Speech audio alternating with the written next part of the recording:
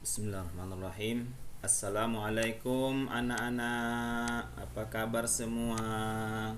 Mudah-mudahan baik dan sehat. Alhamdulillah.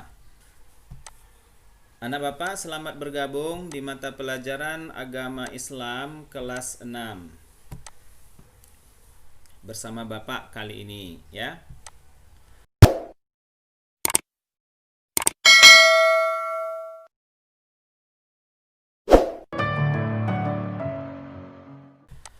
Adapun materi pembelajaran pendidikan agama Islam kita pada pertemuan pertama ini dengan materi memahami makna Quran surah Al-Kafirun.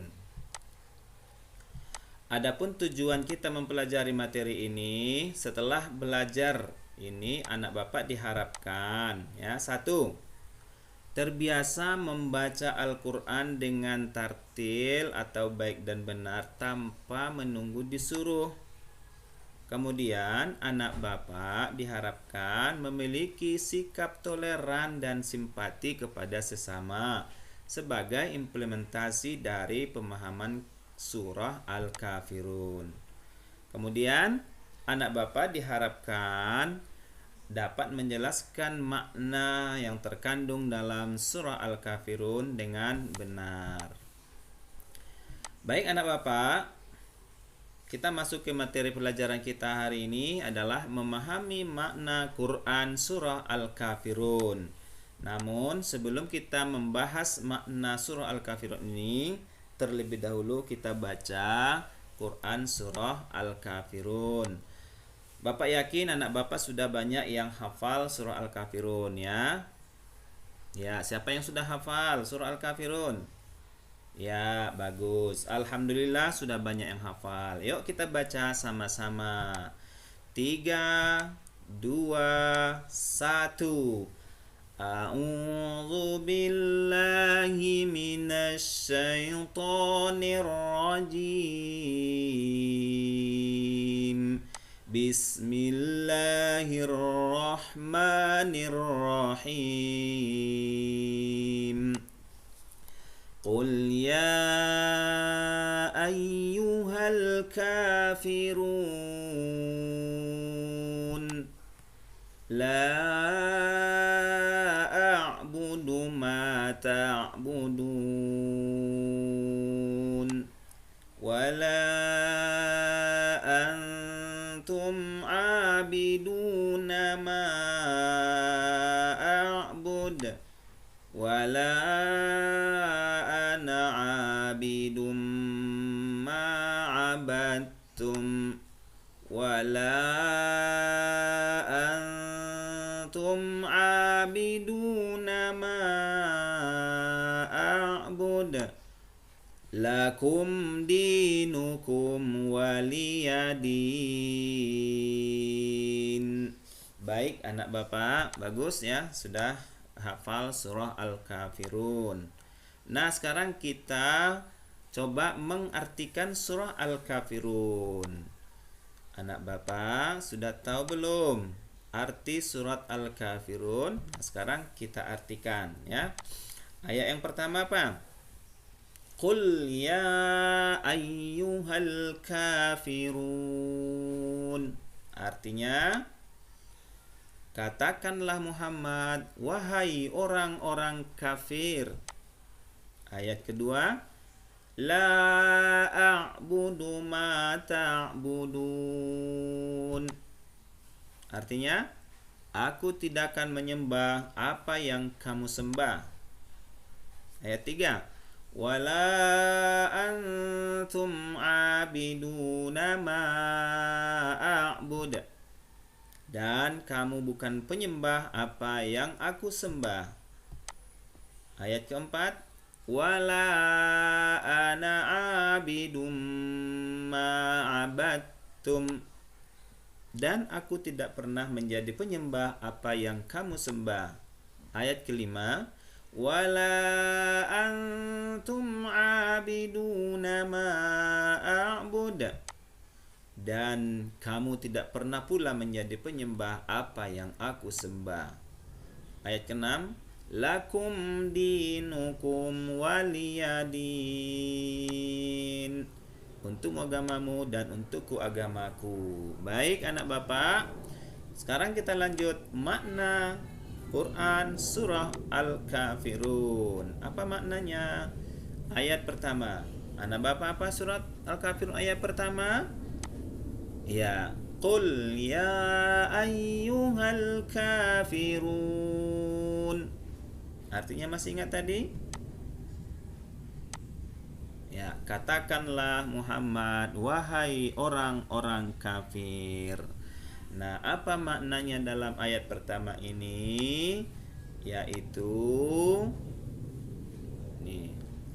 Ayat ini merupakan jawaban Allah Subhanahu wa taala yang ditujukan kepada orang-orang kafir yang mengajak Nabi Muhammad sallallahu alaihi wasallam agar sama-sama menyembah Allah dan juga sama-sama menyembah berhala-berhala sesembahan mereka. Nah, jadi Allah melarangnya menyembah. Walaupun mereka mau menyembah Allah, mereka mau sholat, tetapi kita kalau diajak untuk menyembah berhala sesembahan mereka, itu dilarang oleh Allah. Nah, lalu orang kafir itu siapa?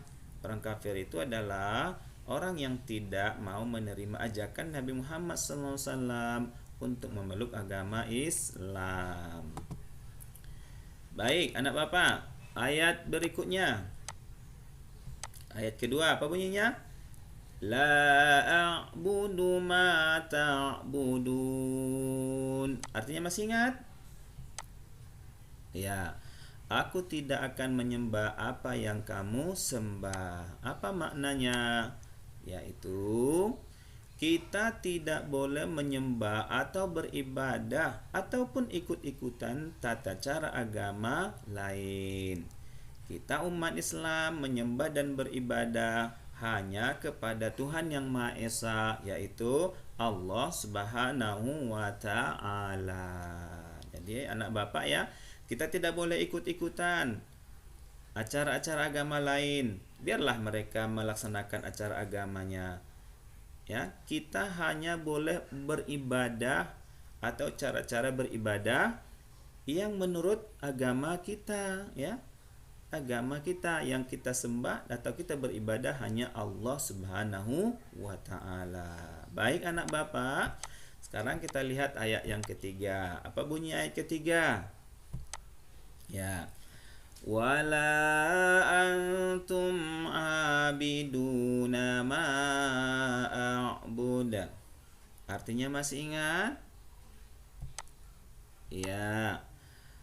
Dan kamu bukan penyembah apa yang aku sembah. Maknanya adalah tadi kita tidak boleh ikut-ikutan cara ibadah agama lain. Nah, di ayat ini juga Allah jelaskan orang kafir ya juga tidak bisa melakukan peribadatan sesuai dengan apa yang dilakukan umat Islam. Ya, biarlah mereka melaksanakan agama menurut ajaran agamanya. Kita juga melaksanakan agama menurut agama kita. Tidak boleh dicampur adukan. Nah, ayat keempat dan kelima ya Allah jelaskan. Apa yang keempat? Wala ana abidum ma abattum. Artinya masih ingat? Dan aku tidak pernah menjadi penyembah apa yang kamu sembah. Ayat kelima, wala antum abiduna ma a'budu. Artinya masih ingat? Ya, dan kamu tidak pernah pula menyembah apa yang aku sembah. Maknanya adalah ayat keempat dan kelima ini kita tidak boleh mencampur adukan ajaran agama. Sebagai umat Islam, kita harus menjalankan ibadah sesuai dengan tuntunan Islam yang dicontohkan oleh Rasulullah Sallallahu Alaihi Wasallam. Ya. Tidak boleh kita campur-campurkan. Nah, sholat juga, nanti ikut ajaran agama lain juga, perayaan Idul Fitri juga, perayaan agama lain juga. ya itu tidak boleh, dilarang ya. Kita masing-masing ya agama kita laksanakan dengan baik, mereka juga melaksanakan agamanya dengan baik. Baik, anak Bapak, ayat yang ke-6 apa? Penutup daripada surat ini adalah lakum dinukum waliyadin. Ayo, apa artinya? Iya, betul. Untukmu agamamu dan untukku agamaku. Maksudnya adalah kita harus menghormati ajaran agama yang dianut oleh mereka yang berbeda agama. Ya, kita hormati mereka. Di dalam ajaran Islam sesuai dengan kandungan surah Al-Kafirun, kita tidak boleh memaksa orang yang menganut agama lain supaya masuk ke dalam agama Islam, ya. Kita tidak boleh juga mengajak mereka untuk beribadah sesuai dengan ajaran Islam. Jadi anak Bapak, ayat ke-6 ini menjelaskan dan menegaskan kepada kita umat Islam dan umat lain juga ya, tidak boleh saling mencampur adukan agama.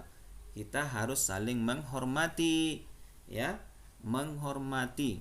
Lakum dinukum, untuk kalian agama kalian. Silakan laksanakan ajaran kalian yang kalian yakini ya. Silakan laksanakan ibadah menurut agama kalian. Nah, waliyadin. Dan untuk agamaku, aku juga melaksanakan agamaku dengan benar. Aku juga melaksanakan ajaran agamaku dengan baik. Nah, anak Bapak, sekarang coba kita rangkum ya kandungan makna surah Al-Kafirun. Nah, setelah kita baca ayatnya, kita baca artinya, kita juga sudah pelajari maknanya. Apa pelajaran yang kita dapat dari pertemuan ini? Yang pertama, ya. Dulu pada masa awal dakwah Rasulullah Sallallahu Alaihi Wasallam, orang-orang kafir mengajak Rasulullah agar sama-sama menyembah sesembahan mereka. Ya, maksudnya mereka mau ikut menyembah Allah, tetapi syaratnya Rasulullah dan pengikutnya juga harus ikut menyembah berhala, menyembah Lata, menyembah Uzza, menyembah Manat, ya. Nah, atau mereka berikan tawaran kepada Rasulullah tetap menyembah sesembahan masing-masing. Biarlah Rasulullah menyembah Allah Tuhannya, mereka menyembah Lata, Uzza dan Manat, tetapi dengan syarat Rasulullah harus berhenti berdakwah, tidak boleh menyebarkan ajarannya. Nah, ajakan tersebut langsung ditolak oleh Allah dengan turunnya surah Al-Kafirun, menegaskan tidak boleh mencampur adukan ajaran agama. Kemudian yang kedua, pelajaran yang dapat kita ambil adalah ya, kita dilarang mencampur adukan agama dengan cara melakukan peribadatan dengan tata cara agama lain ya, tidak boleh. Kita tidak boleh mengikuti agama-agama orang lain, mereka juga tidak boleh mengikuti ajaran agama kita. Masing-masing beribadah sesuai dengan ajaran agama masing-masing yang diyakini ya. Islam mengajarkan ajaran agamanya dengan baik. Kristen juga melaksanakan ajaran agamanya. Hindu juga melaksanakan ajaran agamanya. Buddha melaksanakan ajaran agamanya. Konghucu melaksanakan ajaran agamanya dengan baik ya. Tidak perlu mengikuti ajaran agama orang lain. Lalu yang ketiga, kita harus benar-benar mengesahkan Allah ya. Kita dilarang berbuat kemusyrikan, menyembah selain Allah. Tidak boleh. Kita hanya menyembah dan beribadah kepada Allah Subhanahu wa taala. Lalu yang terakhir adalah kita harus saling toleransi. Anak Bapak tahu kan toleransi artinya apa?